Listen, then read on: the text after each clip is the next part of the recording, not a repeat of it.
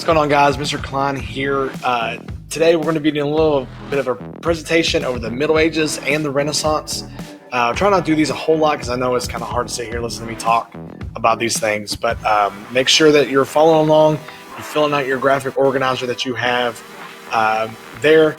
These are notes, so it's kind of like we're in class. I was giving a presentation in front of you, so just make sure you're paying attention and listening to those things. So like I said, we're going to be talking about the Middle Ages and the Renaissance. So what was going on during this time? What are some of the key things that we need to know about this time period? So kind of a brief connection to history here. Now, I know you guys did not get this part of history because we changed kind of how the grades did things. But yeah, the Roman Empire that was very strong during this time. It falls around 500 CE, which is what we call Common Era, which is also known as AD. So we just kind of use that more often now than not. So the fall of the Roman Empire happens.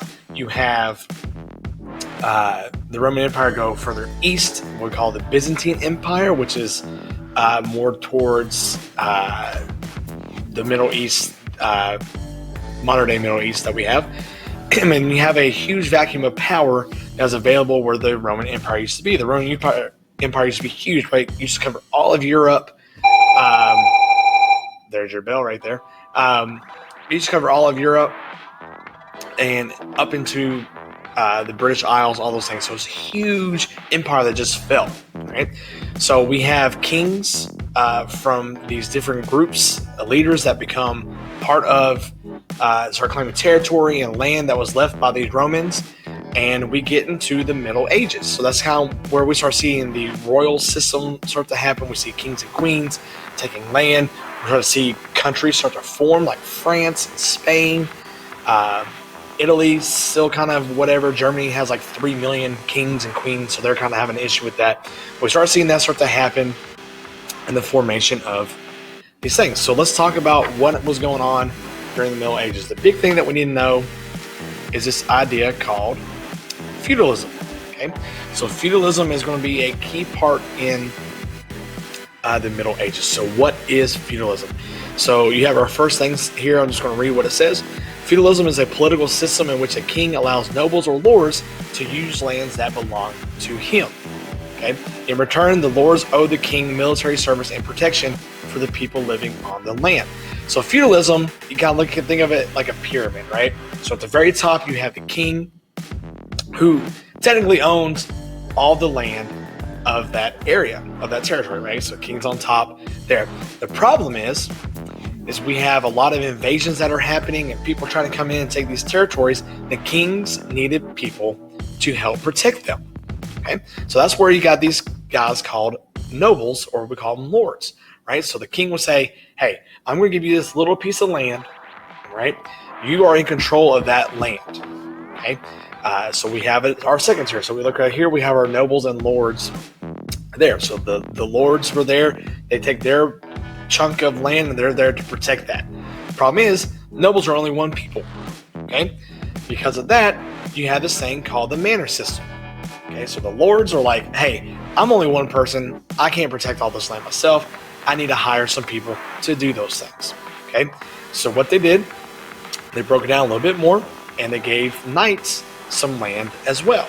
So they have another tier here of knights that had land. They are the military for the king, right? So you have all this big connection to the very top. Okay, then you have all this land. What are you going to do with it? Okay, the big thing that was going on is farming. Okay, so you have to have people that will farm. This is where you come in this idea of serfs. Okay, so that's where the other part of the manor system that we have there. So the lords divide their lands into manors. That's what we call that, or large estates of big pieces of land, and the serfs were the ones that farmed that. Okay, then we have our little thing, the serfs. There's the bell again. Serfs were landless peasants who weren't allowed to leave the manor.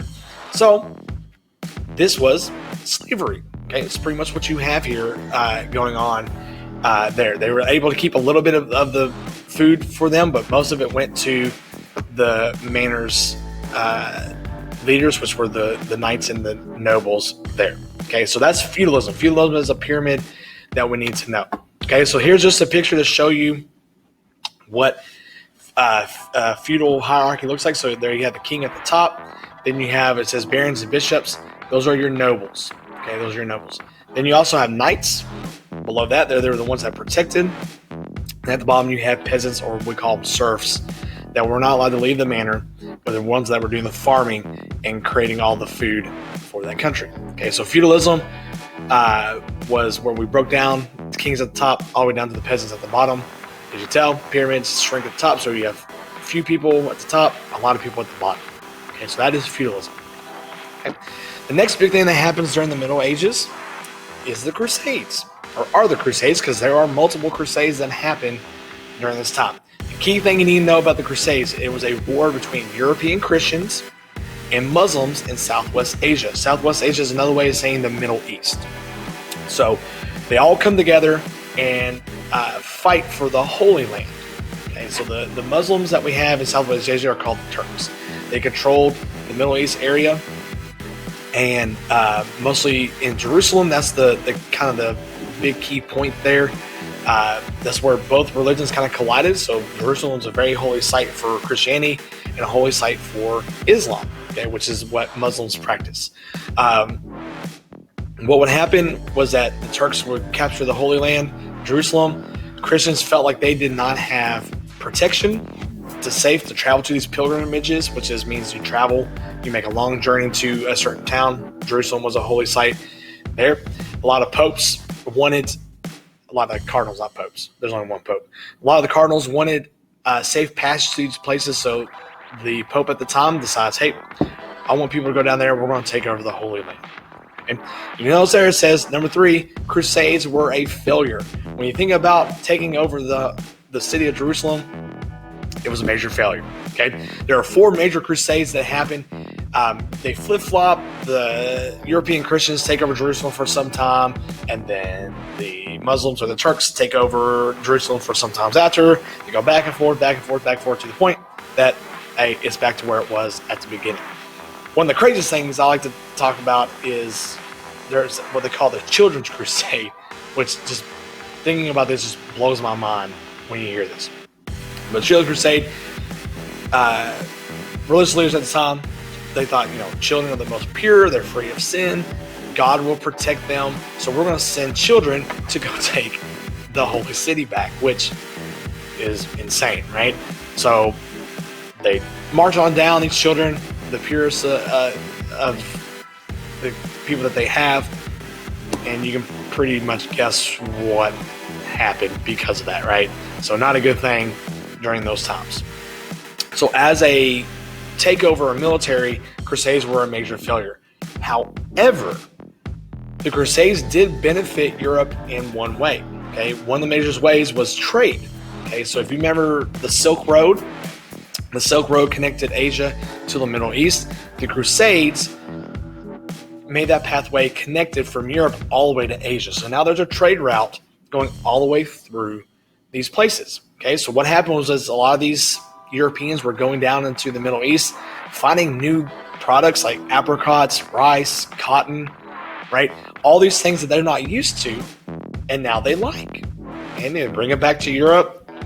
Europe loves them. They like these things. They want to use them themselves. So this establishes a trade route there. Also, see, it has Muslim thinkers. This culture was big with math and science and taking those things and bringing it up to them in Europe. This kind of launches what we're going to talk about a little bit later on with the Renaissance and this different kind of thinking that was going on at that time.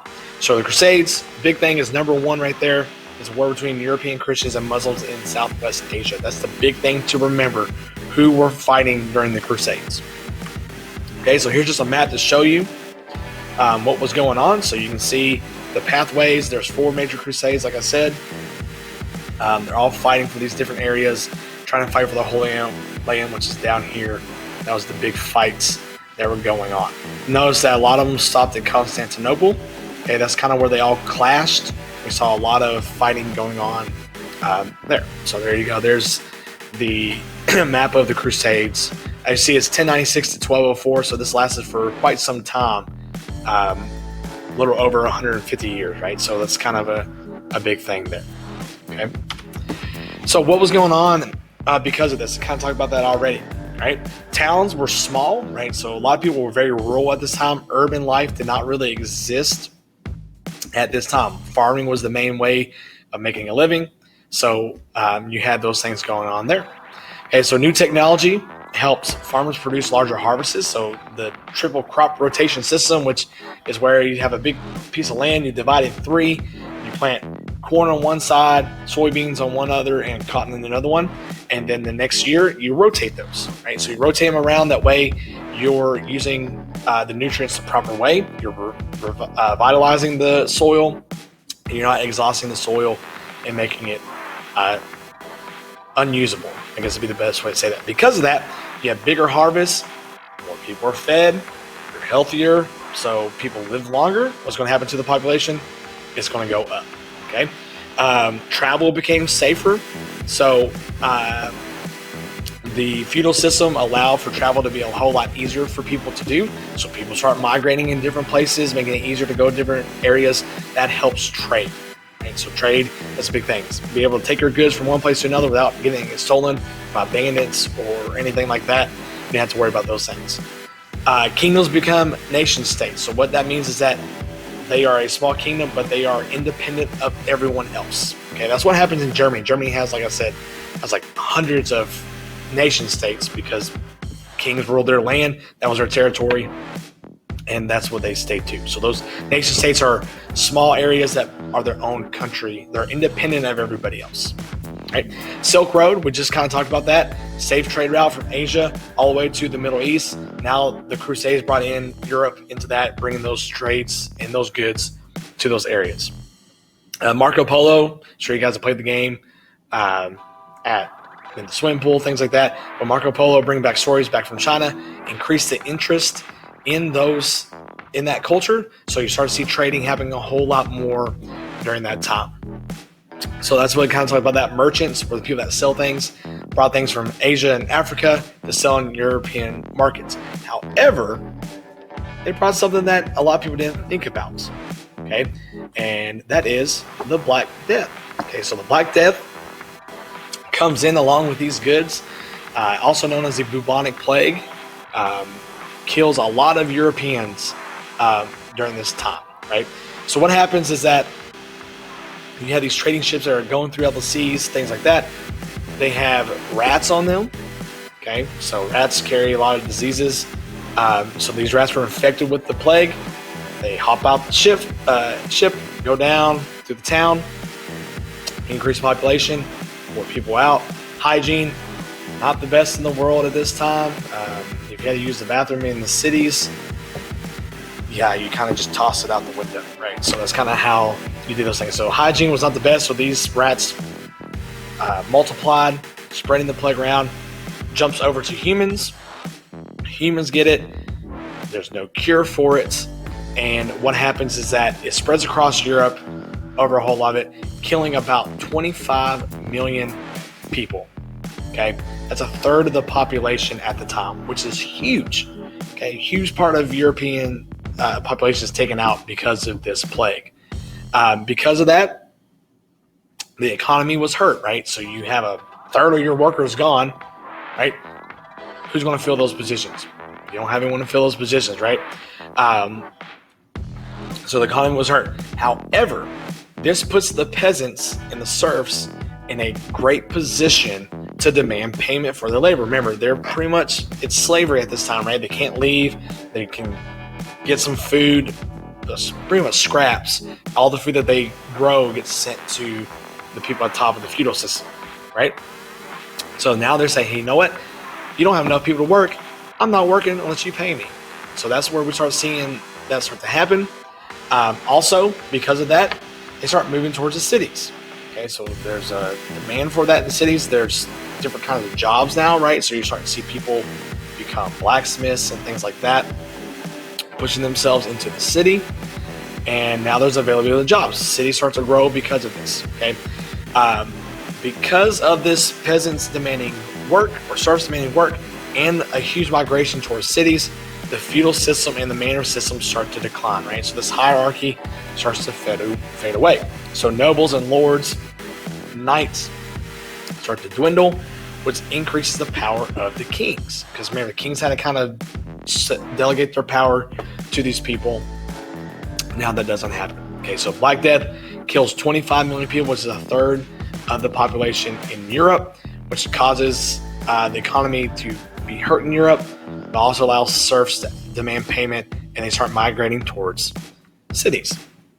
Okay, so here's just kind of a picture or a map that shows kind of how the Black Death kind of spread out through Europe. So you see our earliest ones are in orange, 1347, 1348, where you see a huge big swath there. It lasts a few years. You saw it here as a spreading of the plague by marine routes. That's the main way that it got shipped to all these different areas, right? So ships going back and forth, back and forth, back and forth, spreading that disease that was on the rats there. One of the benefits of this was that it could have got a whole lot worse, but as the wintertime approached, you start seeing it start to dwindle down because the cold weather kind of kills the virus there, right? So it still lasts for a few years, but it could have been a whole lot worse if it wasn't for those winters that kind of died it down before it ran back up again. Okay, so that's the Black Death that we have there. Also, you have here, we have the peak 1350, can't talk right now. 1350 was the main place when you had the peaks there with that. Okay, so real quick, talk about this. I'm just going to kind of hit this real quick, not a whole lot with it. We're going to talk about the Renaissance. So after the Middle Ages, after the feudal system kind of falls apart, you have this, what we call rebirth. So Renaissance means rebirth. The big thing with the Renaissance is that these ideas of, hey, let's stop focusing so much on the religious aspect of things, and let's start thinking about the human side of things, which is humanism. That's kind of where they kind of go with that. Key feature of the Renaissance is that they had a love of art and education, right? So broaden their horizons with art and education. Looking back at old Greek and Roman writings, bringing those back to Europe, and bringing those kind of emphasis back there. Like I said, the Renaissance emphasized the importance of people rather than focus on religion. So humanism is the word that we have there for the Renaissance. Instead of religion, humanism, thinking about themselves, the body of the human there. We have our four main artists. We call them the Ninja Turtles because the Ninja Turtles are named after these four artists. Okay, so you have Michelangelo, who created David in the Sistine Chapel. You have Leonardo da Vinci, which is the Mona Lisa and Last Supper. Donatello created St. Mark, or a bronze statue of David. And Raphael created the School of Athens. So those are your main artists. And like I said, you're going to learn more about them later on next week, so I'm not going to spend a huge emphasis on that. Other major invention is the printing press. That is a huge part of the Renaissance. This allowed for books to be given to thousands of people, and they could read these, share ideas about these things, increase the literacy rate, because a lot of people didn't read, because in religious times, you went to church, you didn't read the Bible, the cardinal was the one that read the Bible, the priest was the one that read the Bible to you. Okay, so it was written in Latin too, so you can sit there and not really know what was going on during that time. Okay, so literacy rate people start reading more, so the literacy rate starts to increase. These books are cheaper now. Beforehand, monks used to sit there and write to copy a book. Now you have a big plate, which I'll show you here in a second, with type. You roll it out, make a whole bunch of sheets of paper, the print, move it out, put what you need on the next plate, and make some more. So you make 1,000 books a whole lot cheaper during that time. Okay, so we have Middle Ages artwork versus Renaissance artwork. So you see Middle Ages is on the left there, and they didn't understand depth of perception or how to squeeze things in there. If you notice, like the priest in this one, that's with the choir, looks like he's like 14 feet tall, and then the choir is like 5 feet tall. So that's a big thing there. The Last Supper is the one that we have here on the left. Looks like they're kind of crouched into the painting there. The one on the top right is the Raphael School of Athens. So these are all the Greek philosophers that were there. Plato is the big one. He's right there in the center. And then you have Da Vinci's Last Supper, which is one of his famous artworks. So you can kind of see the difference between those two things. They understood, we call it linear lines and stuff like that. That made it a little bit easier for there. This is Gutenberg and the Bible. Sorry about that. Here's the printing press over here on top. So you can see, press it down, pull the sheet of paper out. Made books a whole lot cheaper because you can do a whole lot faster, right? So increasing productivity makes things cheaper because it's easier to make. Gutenberg Bibles, there's a few of them left nowadays. They're very expensive, but they're called Gutenberg Bible because of this guy right here, Johannes Gutenberg. He is the one that created the printing press. The movable type was his big thing there. Okay, so that's the printing press you have. So big thing, we gotta know what was happening in Renaissance with trade. Italian merchants needed a way to improve the way they did business. Okay, so Italy becomes a big I won't say country, but territory. You have different city-states there as well. Very wealthy. That's kind of where the Renaissance started because of the wealth they're getting from all these goods that they were trading through Europe and Asia and Africa. Italians use military strength to control the trade in the Mediterranean Sea, so they're the big ones. They kind of controlled that area that's south of Italy that you have there. Other Europeans began to want to share of the rich trade in Asian goods, so they wanted to get that. They were sick and tired of Italy taking everything, right? These merchants are the ones getting wealthy. Here we are in Spain and Portugal and Britain. We can't get to these things unless they give them to us. They try to do land routes to Asia, but guess who control those? Italians, and then the Muslims in Southwest Asia. So the Turks were the ones that were controlling those areas. So they had to figure out a way to get those goods to themselves that way. So they try to think about water routes, and that kind of gets us into our whole age of exploration there. Okay, so there's your presentation. If you miss anything or I went by too fast, just go back, look through there, kind of see what I talked about, and things like that. All right, guys, see y'all later.